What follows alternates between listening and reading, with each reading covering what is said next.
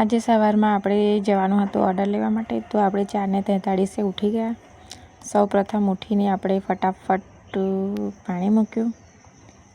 પાણી થાય ત્યાં સુધી પછી આપણે કર્યું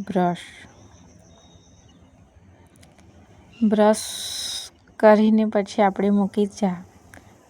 તમે જુઓ છો સરસ મજાની ચા થઈ રહી છે. ફટાફટ ચા પી લીધી. ચા પીને થઈ ગયા રેડી થઈને થોડી વિડીયો ઉતાર્યા. પછી આપણે થોડા ફોટા પાડી લીધા. પછી આપણે વિચારી થોડી ભક્તિ કરી લઈએ. પછી આપણે માતાજીને પગે લાગ્યા, પપ્પાને પગે લાગ્યા. ત્યારબાદ આપણે નીકળી પડ્યા આપણી મંજિલ તરફ, એટલે કે જવા માટે આપણે વડોદરા બાજુ. સવારમાં તમે જોઈ શકો છો, સવારે એટલી ઠંડી હતી કે વાત જ ના પૂછો. હાથ તો કામ બી નહોતા કરતા અને પવન એટલો જોરદાર હતો. એ બધું સંઘર્ષ કરીને આપણે પહોંચી ગયા આપણી મંજિલ આગળ. ત્યાં બધી બહેનોને સહીઓ કરાવી, પછી આઈડી કાર્ડ આપ્યું, બસનો નંબર આપ્યો, બધું રેડી કરીને પછી અમે બેસી ગયા બસમાં. તમે જોઈ શકો છો કેટલી બધી બહેનો છે. ટોટલી કદાચ અમે 55 બહેનો હતા.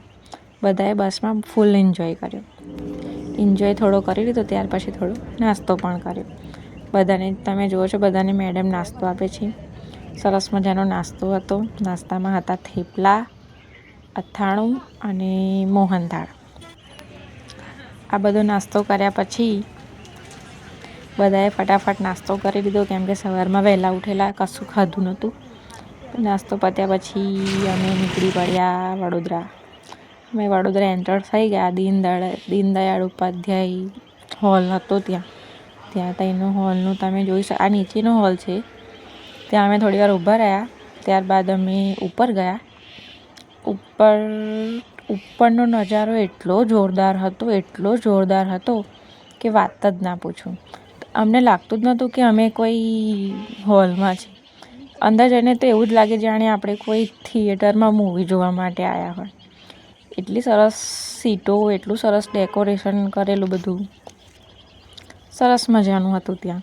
ત્યાં પછી થોડું અમે બેઠા, પછી થોડું વાતો કરી, ગપ્પા માર્યા. તમને તો ખબર જ હશે, લેડીઝ હોય એટલે ગપ્પા તો વાગે જ. કમસે કમ અમે 3 કલાક બેસી રહ્યા ત્યાં. આખરે 3 કલાક બેઠા. ત્યાર પછી આપણો કાર્યક્રમ શરૂ થયો. એક મેડમ હતા. એ મેડમે થોડું પ્રવચન આપ્યું. સરસ પ્રવચન આપેલું એમણે. બધું જે અમારી જોબ ચાલુ થવાની છે એના વિશે, કે તમારે શું કરવાનું છે, કેવી રીતે કરવાનું છે, કેવી રીતે બધાને લઈ જવાના છે. અને ત્યાં મીડિયાવાળા બી બહુ હતા.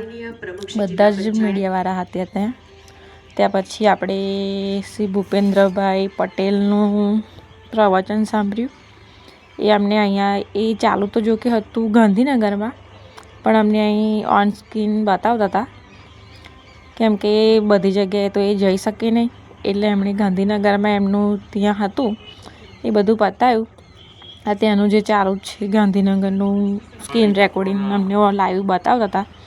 ત્યાં ભૂપેન્દ્રભાઈ પટેલે સરસ મજાની સ્પીચ આપી.